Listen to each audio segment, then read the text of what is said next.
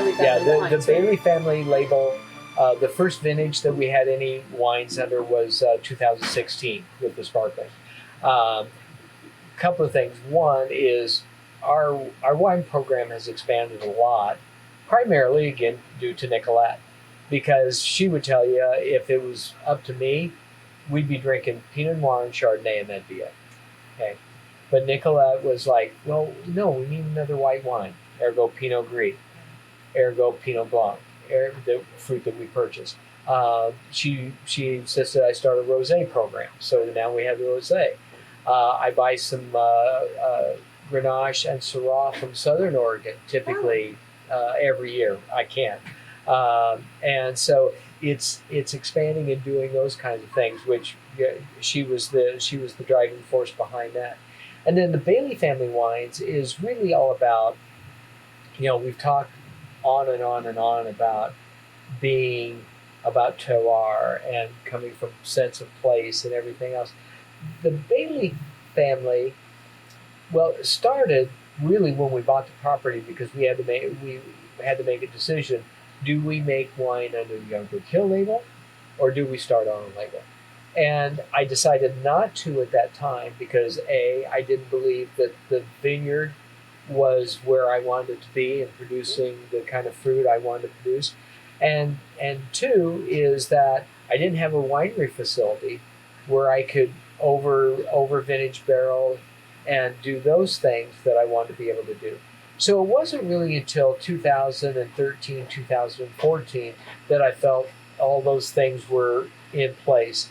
And at that time, the Bailey Family label was all about, now I feel that I've got everything where I want it. And aside from making everything that is terroir driven, what can I do to make the absolute, positively best Pinot Noir and Chardonnay out of the fruit I got?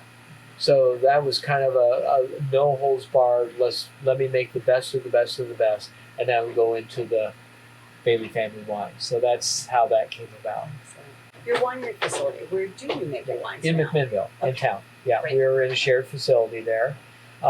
There have been times when I've thought, I wish I had my own barrel room here and Right. could take you through that and the whole process and logistics during harvest and everything. But most of the time, I'm just so happy to not have a facility like that on the hill. Yeah. You talked before about this and the event site and everything and how it kind of fit into the ambiance of the natural habitat and everything here. Mm-hmm. A winery doesn't do that. Right. It's much more difficult for you to pull that off. Yeah. And you've got water use issues and all those kinds of things. So I'm really, really happy that I'm making the wine where I am, and just from a practicality standpoint too. And you grow the grapes over 9 months of the year, but you're only making the wine and really focusing the winery for about 6 weeks. Right. Right. Except for the barrel room. Yeah. And so just the practicality of it, Yep. it makes total sense. So I probably will never change that. There you go. Join us next week on The Scenic Route, where we head to our next location, Walla Walla, Washington. In Walla Walla, we visit Caprio Cellars, where hospitality is first and foremost. We speak with owner Dennis Murphy about what brought him to the region for wine. Join us next time on The Scenic Route.